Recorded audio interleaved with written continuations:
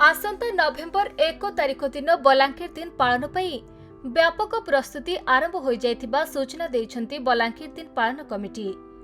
आज संध्यारे कमिटीर अध्यक्ष गोपालजी पाणिग्राही समेत विभिन्न कमिटीर अध्यक्ष दिनेश शर्मा, लोटस षडंगी, विधुभूषण त्रिपाठी सहित अन्यान्य कमिटी सदस्य माने उपस्थित थिले। बलांगीर दिन चलित मास 21 तारिख ठारू आरंभ हो जाइछि। तेबे एही कार्यक्रम 31 तारिख पर्यंत जिलार विभिन्न लोककला और संस्कृति विभव उपरे कार्यक्रम मान अनुष्ठित हेबो।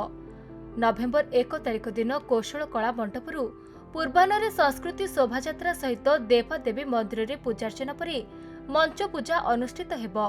ठीक सेहीपरि संध्यारे सांस्कृतिक सभा सहित रंगारंग सांस्कृतिक कार्यक्रम मान अनुष्ठित हेबो। प्रति वर्ष भलिया ए वर्ष भी आमे बलांगीर दिन के जोरदार रे पालन करवार लगी जाऊँ। बलांगीर दिन आयोजक कमिटी तरफरू विभिन्न प्रकार प्रस्तुति बैठक सरीचे एवं निष्पत्ति सरीचे। गत 21 तारिख ठानु आरंभ करी 1 तारिख पर्यंत विभिन्न प्रकार कार्यक्रम रखा जाइए।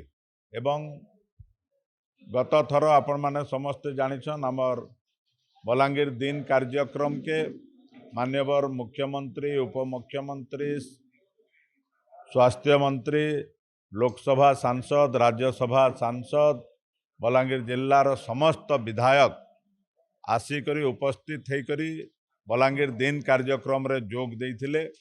ई वर्ष भी अतिथि मानकर संगे जोगाजोग चलीचे।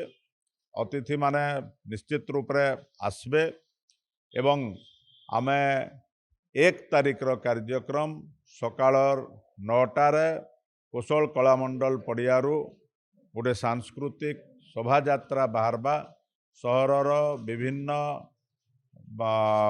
मंदिर परिक्रमा करी कौशल कलामंडल पूजा अर्चना भी सेदिन कराजिबा।